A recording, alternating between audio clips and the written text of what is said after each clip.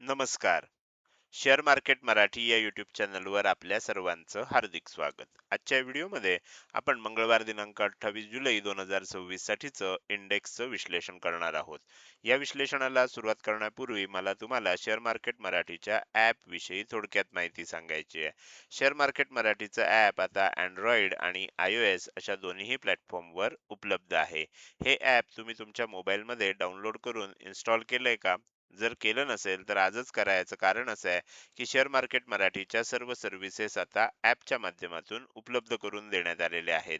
या सर्व्हिसेसमध्ये share market मराठीचे free courses, premium group आणि पेड कोर्सेसचा समावेश आहे. तुम्हाला जर समजा हे ॲप डाउनलोड करून इन्स्टॉल करायचं असेल तर त्याची लिंक या व्हिडिओच्या डिस्क्रिप्शनमध्ये तसंच कमेंट सेक्शनमध्ये जी पहिलीच कमेंट आहे, पिन कमेंट, त्यामध्ये उपलब्ध करून दिलेली आहे.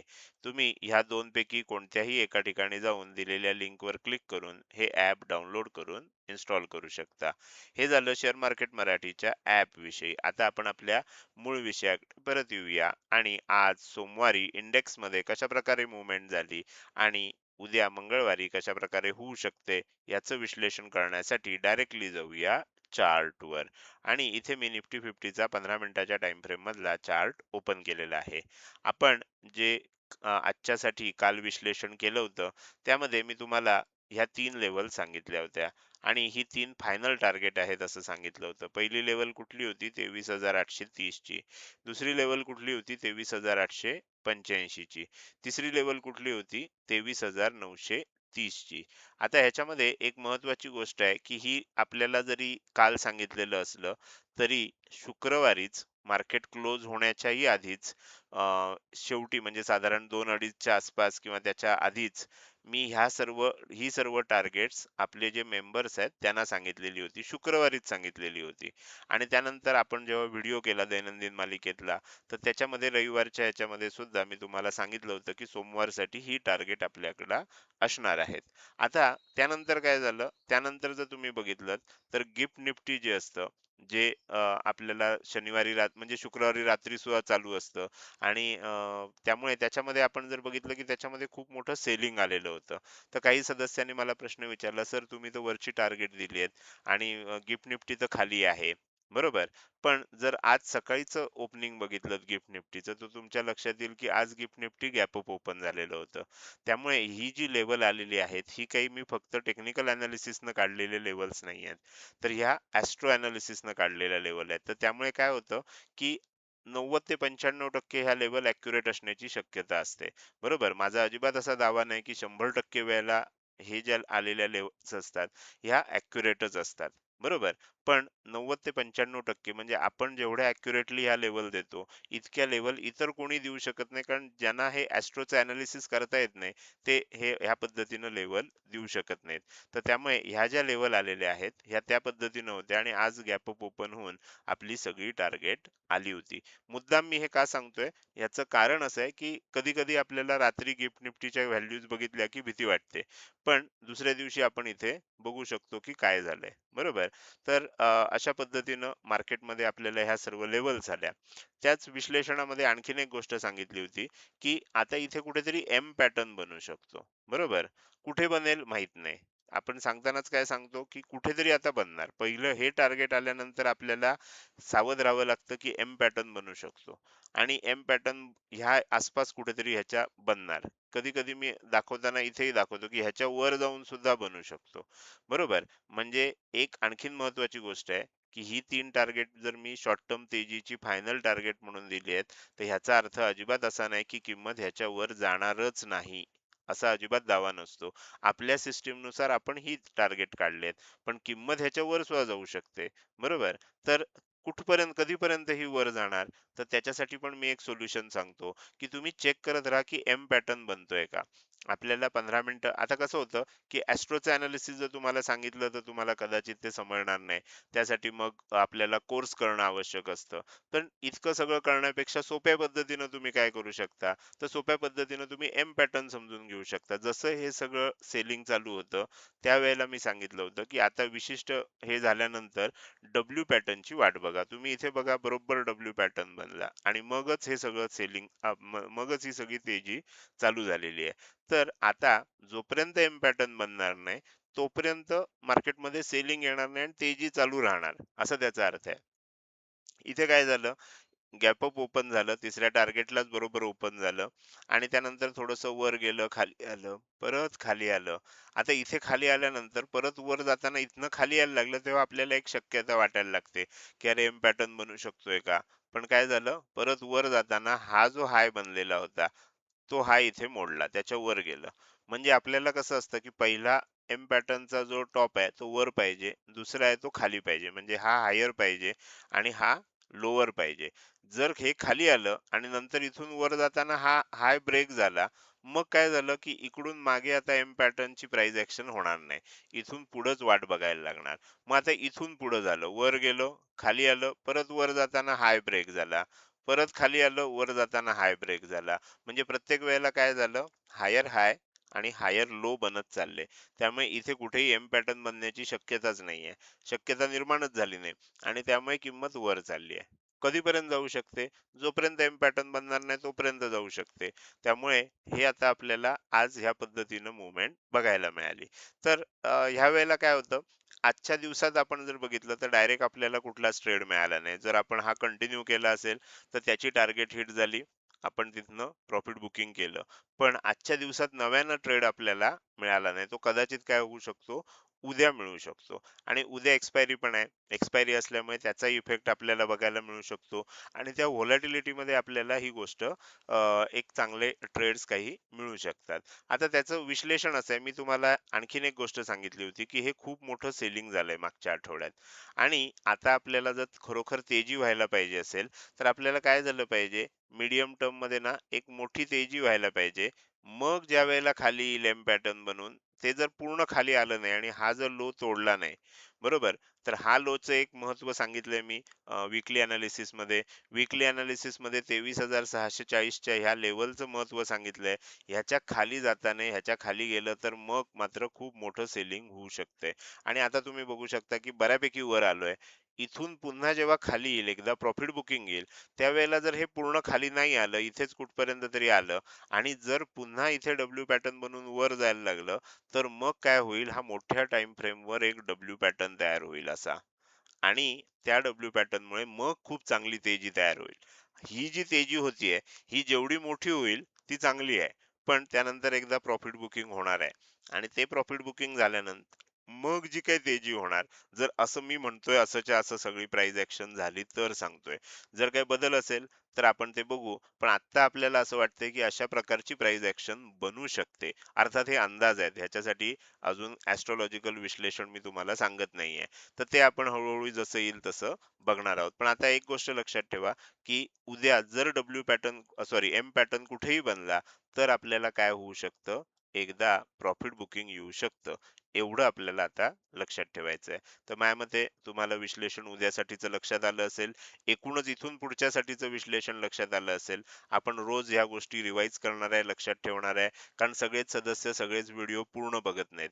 बरोबर? म्हणजे मार्केटमध्ये मी नेहमी एक गोष्ट सांगतो, की जर तुम्ही मार्केटमध्ये फक्त पैसे कमवायला आलात, तर तुम्ही मार्केटला पैसे देऊन जाता. तुम्ही मार्केटमध्ये जर शिकायला आलात, तर मार्केटमध्ये पैसे कमवून जाता. म्हणजे तुमचा मूळ उद्देश हा शिकणं असला पाहिजे. तुम्ही जितके दिवस शिकत राहाल आणि व्यवस्थित शिकत राहाल, सिस्टमॅटिक शिकत राहाल, तितकं पैसे कमवण्याचा चान्सेस जास्त आहे. फक्त पैसे कमवण्यासाठी आला असाल, तर पैसे देऊन जाणार हा मार्केटचा नियम आहे. बरोबर? तर त्यामुळे मी ज्या काही कन्सेप्ट सांगतोय ह्या शिकून, समजून, लक्षात घेण्याचा प्रयत्न करा. त्याच्या मागचं लॉजिक समजून घ्या. मग ऑटोमॅटिकली काय होईल, तुम्ही सुद्धा व्यवस्थित विश्लेषण करू शकता. तर हे झालं निफ्टी मधलं आज काय झालं, उद्या काय होऊ शकतं. पुढे जाऊया, बँक निफ्टीचं विश्लेषण करूया. बँक निफ्टीमध्ये जर तुम्ही बघितलं, तर बँक निफ्टीमध्ये आपण ही 3 टार्गेट दिलेली होती. बरोबर? आणि ती टार्गेट आलेली नव्हती. बरोबर? निफ्टीमध्ये सुद्धा आलेली नव्हती, बँक निफ्टीमध्ये सुद्धा आलेली नव्हती. पहिलं टार्गेट होतं 56,905, दुसरं होतं 57,105 आणि तिसरं होतं 57,250. बरोबर बघा, निफ्टीमध्ये सुद्धा तिसरं टार्गेट जिथे दिलं होतं तिथंच ओपनिंग झालं. बँक निफ्टीमध्ये सुद्धा हे जे टार्गेट आहे त्याच्या खाली ओपन झालं, दुसऱ्या टार्गेट पाशी ओपन झालं, बरोबर तिसऱ्या टार्गेट पर्यंत हाय बनवला. निफ्टीमध्ये पण असंच झालं, बँक निफ्टीमध्ये पण असंच झालं. तिसऱ्या टार्गेट पाशी क्लोजिंग आलं ह्या पहिल्या 15 मिनिटाचं. त्याच्यावर किंमत गेली, पण नंतर थोडं का होईना खाली आली. बरोबर? तर ह्या सर्व लेव्हलला कशा पद्धतीनं इथे हे केलं जातं, रिस्पेक्ट केला जातो हा बघू शकता. 57,250 च्या वर काही किंमत टिकली नाही. वर गेली होती, पण मग सेलिंग आलं. आता इथे एक शक्यता निर्माण झाली आहे आणि ती शक्यता काय आहे? तर ती शक्यता अशी आहे, की ही एवढी तेजी झाली आहे, हे इथपर्यंत किंमत खाली आली आहे. परत एक वर जातंय. इथनं जर खाली यायला लागलं, तर आता जसं मी सांगितलं होतं, की ह्या एरियात कुठेतरी एम पॅटर्न बनू शकतो. हा एम पॅटर्न बनू शकतो. बनू कधी शकतो? उद्या जर फ्लॅट ओपन झालं, गॅप डाउन ओपन झालं आणि हा जो लो आहे, हा लो जर ब्रेक झाला, तर आपल्याला एम पॅटर्न बनू शकतो आणि हा जर लो ब्रेक झाला, तर काय होऊ शकतं? मग ॲस्ट्रो लेव्हल सुद्धा 2 महत्त्वाच्या आहेत. सगळ्यात महत्त्वाची लेव्हल कुठली आहे? तर ही 56,775 आहे. बरोबर? ही मेक ऑर ब्रेक लेव्हल असणार आहे. त्याच्या वर पण एक लेव्हल आहे 56,885. काय होऊ शकतं? ॲक्चुअली हा सपोर्ट झोन असतो. म्हणजे एम पॅटर्न जिथे बनणार असतो, तिथे हा सपोर्ट झोन असतो. ह्या इथपर्यंतच किंमत येऊ शकते. जरी एम पॅटर्न बनला, म्हणजे मला थोडक्यात आता तुम्हाला एकदम सोप्या भाषेत सांगायचं आहे. ह्या ज्या 2 ॲस्ट्रो लेव्हल आहेत ना, ह्या काय म्हणून काम करतात ते आता मी तुम्हाला सांगतो. आता इथे आपण एक सिच्युएशन लक्षात घेऊया, की इथपर्यंत सेलिंग आलंय, हा वर गेलंय आणि परत खाली येतंय. एम पॅटर्नची तयारी तर आपल्याला दिसतीये. ह्या लेव्हलच्या कधी-कधी काय होतं मार्केटमध्ये आपल्याला ट्रॅप केलं जातं. बरोबर? ट्रॅप केलं जातं म्हणजे काय? टेक्निकल एखादी गोष्ट दाखवली जाते. म्हणजे जसं एम पॅटर्न बनतोय असं दाखवलं जातं. ते कधी दाखवलं जाणार? हा लो ब्रेक झाल्यानंतर. आपण काय करणार? डायरेक्ट हा लो ब्रेक झाल्या-झाल्या एंट्री करणार. पण बऱ्याच वेळेला असं होतं, की एम पॅटर्न थोडासा बनतो आणि अचानक रिव्हर्सल येतं. मग तुम्हाला इथे ट्रॅप केलं जातं. एम पॅटर्न बनलेला असतो, ब्रेकआउट आलेलं असतं, सगळं झालेलं असतं. मग तुम्हाला प्रश्न पडतो, की सर इथे टेक्निकल एनालिसिस आम्ही केलं होतं, एम पॅटर्न बनला होता, पण तो ब्रेकआउट पण आला, पण लगेचच पुन्हा बाउन्स आलं. आम्हाला ट्रॅप केलं गेलं. बरोबर? तर ह्या ट्रॅप पासून वाचण्यासाठी म्हणून ह्या 2 लेव्हल ज्या ॲस्ट्रो लेव्हल आहेत, त्याचा उपयोग होतो. आता कसा उपयोग होतो? जर समजा इथून किंमत इथपर्यंत आली खाली, इथे वर गेली, परत खाली येतेय, तर इथपर्यंत आली तर येऊ द्या. हे पहिलं टार्गेट आलं असं समजू आपण, हे इथपर्यंत आली तर दुसरं टार्गेट आलं असं समजू आणि ह्याच्या खाली किंमत टिकली, तर मग शक्य होणार नाही सहसा, की आपल्याला इथूनच लगेच बाउन्स येईल. फार क्वचित प्रसंगी होऊ पण शकतं. पण 90% वेळेला असं होत नाही, की ही जी ॲस्ट्रो लेव्हल आहे, मेक ऑर ब्रेक लेव्हल आहे, ती एकदा ब्रेक झाल्यानंतर मग लगेच उलटा बाउन्स येतो आणि ट्रॅप केलं जातं. मग ट्रॅप होत नाही. मग हा एम पॅटर्न होतो आणि मग आपल्याला काय होऊ शकतं, आणखीन खालची टार्गेट्स आपल्याला बघायला मिळू शकतात. अशा प्रकारे आपल्याला आणखीन खालची टार्गेट्स मग येऊ शकतात. तर त्यामुळे एक गोष्ट लक्षात ठेवा, की उद्या जर किंमत खाली यायला लागली, तर हा सपोर्ट झोन आहे. हा ब्रेक झाला, मग मात्र काय होणार, ह्या लेव्हलच्या खाली 56,775 च्या खाली जर टिकलं, तर मग आपल्याला जो अपेक्षित आहे तो एम पॅटर्न होईल आणि एक प्रॉफिट बुकिंग अपेक्षित आहे ते आपल्याला बघायला मिळेल.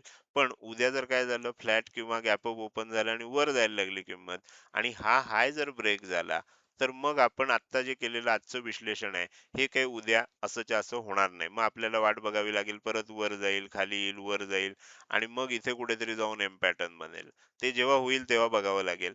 आत्ताची प्राइस ॲक्शन आणि आत्ताच्या ह्या सगळ्या गोष्टी मग तेव्हा काम करणार नाहीत. तर माझ्या मते तुम्हाला आता व्यवस्थित सोप्या भाषेत लक्षात आलं असेल, की बँक निफ्टीमध्ये एक चान्स तयार झालेला आहे.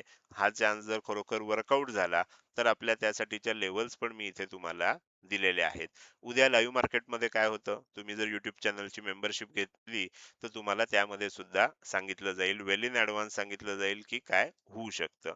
तर माझ्या मते तुम्हाला निफ्टी आणि बँक निफ्टी या दोन्ही इंडेक्स मधलं विश्लेषण व्यवस्थित समजलं असेल. पुढे जाऊन आपण सेन्सेक्सचं अनालिसिस पण करणार आहोत. मात्र त्यापूर्वी मला तुम्हाला आपल्या YouTube चॅनल मेंबरशिप विषयी थोडक्यात माहिती सांगायची आहे. तुम्ही YouTubeवर गेलात आणि शेअर मार्केट मराठी हे आपलं YouTube चॅनल ओपन केलात, की तुम्हाला सबस्क्राईब बटनच्या शेजारी जॉइन बटन दिसेल. तिथे तुम्ही त्या जॉइन बटनला क्लिक करून YouTube चॅनलची मेंबरशिप पण घेऊ शकता आणि काय-काय मेंबरशिपचे ऑप्शन आहेत त्याची माहिती सुद्धा तुम्हाला इथे वाचायला मिळते. यामध्ये आपण 4 प्रकार उपलब्ध करून दिलेत. ब्रॉन्झ आहे, सिल्वर आहे, गोल्ड आहे आणि प्लॅटिनम आहे. सध्या समजा तुम्हाला आता जी सगळ्यात आपली पॉप्युलर आहे मेंबरशिप ती आहे गोल्ड मेंबरशिप. सध्याचा दर जुलै महिन्याचा दर ₹199 आहे. ऑगस्ट महिन्यापासून, आता ऑगस्ट महिन्यामध्ये काय होईल, पहिले 8-10 दिवस कदाचित हाच दर राहील, माहीत नाही. जेव्हा कधी होणार असेल त्याच्या 1-2 दिवस अलीकडे मी तुम्हाला याची माहिती सांगेन. तर ऑगस्टमध्ये दर काय होणार आहे, खूप मोठा वाढणार आहे. YouTube कडून ह्या सर्व गोष्टी दरवर्षी होतात. दरवर्षी मेंबरशिपचे दर वाढवले जातात.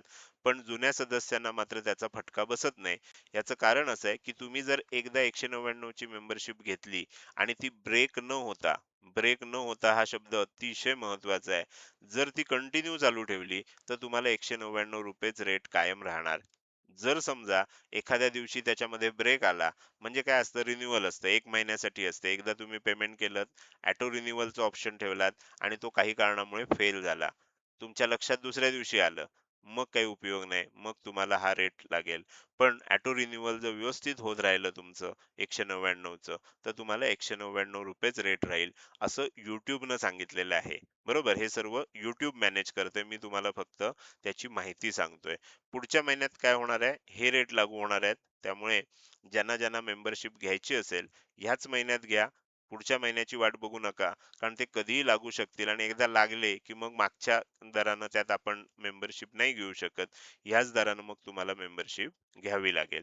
या मेंबरशिप विषयी तुम्हाला जर काही शंका असेल, तर तुम्ही ह्या जॉइन बटनला क्लिक करून सर्व माहिती वाचू शकता. तिथे सर्व मेंबरशिप विषयी माहिती दिलेली आहे. पण त्यानंतर सुद्धा जर तुमचं समाधान झालं नाही आणि तुमचे काही प्रश्न असतील, तर तुम्ही मला काय करू शकता, ह्या नंबरवर WhatsApp मेसेजद्वारे संपर्क साधू शकता. लक्षात ठेवा, ह्या नंबरवर फक्त आणि फक्त WhatsApp मेसेजद्वारे संपर्क साधा. कुठल्याही स्वरूपाचा कॉल करू नका, कारण ह्याच्यावरचे कॉल स्वीकारले जात नाहीत.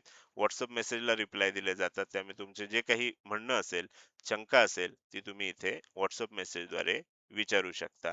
तर हे झालं YouTube चॅनल मेंबरशिप विषयी अधिक माहिती. पुन्हा आपल्या मूळ विषयाकडे परत जाऊया आणि राहिलेला इंडेक्स जो आहे आपला, त्याचं विश्लेषण करायला सुरुवात करूया.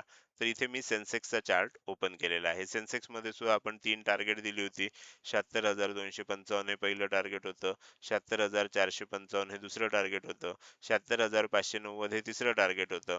तिसऱ्या टार्गेटच्या वर ओपन झालं, थोडंसं खाली आलं. इथे सुद्धा बघा, इथपर्यंत गेलं, खाली आलं. खाली येईपर्यंत आपण काय नाही करायचं. वर जाताना चेक करायचं, की हा हाय ब्रेक होतोय का? का ब्रेक न होता खाली येऊन हा लो ब्रेक होतोय. हा लो ब्रेक झाला तर एम पॅटर्न बनणार. बरोबर? तर इथे काय झालं बघा, चेक करा. वर गेलं, खाली आलं, वर जाताना हायच ब्रेक झाला. मग विषय संपला. तिथे नाही होणार. मग इथे वर गेलं, परत खाली आलं, परत वर जाताना हाय ब्रेक झाला. परत खाली आलं, वर जाताना हाय ब्रेक झाला. प्रत्येक वेळेला जेव्हा किंमत खाली आली, नंतर हाय ब्रेक झालाय. त्यामुळे इथे काय झालं, आपण जर बघू शकता, तर लो आपल्याला हायर बनत चाललेत. हाय सुद्धा आपल्याला हायर बनत चाललेत. हायर हाय, हायर लो असंच बनत असल्यामुळे मग आपल्याला याच्यामध्ये एम पॅटर्न बनण्याचा काही विषय झाला नाही. जेव्हा तसं होईल, एम पॅटर्न बनेल, त्यानंतर मग सेलिंग येईल. उद्या जर तो बनत असेल, तर उद्या लाईव्ह मार्केटमध्ये मी तुम्हाला, ज्यांनी YouTube चॅनल मेंबरशिप घेतली आहे, त्यांना मी ते अपडेट देतच राहणार आहे.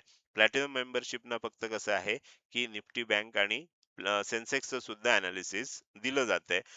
बाकी गोल्ड मेंबरना निफ्टी 50चंच अनालिसिस दिलं जातं लाईव्ह मार्केटमध्ये. तर त्यामुळे त्यावरनं तुम्हाला तुमचं विश्लेषण करणं सोपं जाईल. तर माझ्या मते तुम्हाला आता ह्या तिन्ही इंडेक्सचे अनालिसिस लक्षात आलं असेल. आपण आजच्या व्हिडिओच्या शेवटी आलोय. जाता जाता मला तुम्हाला विचारायचं आहे, की आजचा हा व्हिडिओ तुम्हाला कसा वाटला? जर हा व्हिडिओ आवडला असेल, नक्कीच तुम्ही या व्हिडिओला एक लाईक करू शकता. कसा वाटला हे कमेंट सेक्शन मध्ये टाईप करून सांगायलाही हरकत नाही. लक्षात ठेवा, तुमची एक लाईक आणि एक चांगली कमेंट हीच माझ्यासाठी प्रेरणा असते, ज्याच्या सहाय्यानं रोजच्या रोज हे विश्लेषणाचे व्हिडिओ मी बनवत असतो. त्यामुळे व्हिडिओ बघायला सुरुवात केल्या केल्या व्हिडिओला लगेच लाईक करा. बघून झाल्यानंतर तो कसा वाटला, काही प्रश्न असतील, शंका असेल, किंवा तुम्हाला मला काही सांगायचं असेल, तर ते कमेंट सेक्शन मध्ये टाईप करून तुम्ही सांगू शकता. त्याचसोबत आजचा हा व्हिडिओ तुम्ही अजूनपर्यंत बघताय आणि अजूनही जर तुम्ही शेअर मार्केट मराठी आपल्या YouTube चॅनलला सबस्क्राईब केलं नसेल, तर कृपया सबस्क्राईब करा आणि शेजारी असणाऱ्या बेल आयकॉनला क्लिक करून ऑल असं नोटिफिकेशन निवडा. म्हणजे इथून पुढे रोजच्या रोज येणारे हे विश्लेषणाचे व्हिडिओ मी अपलोड केल्या केल्या तुम्हाला विनाविलंब बघता येतील. आजच्या व्हिडिओमध्ये मी इथेच आपली रजा घेतोय. धन्यवाद.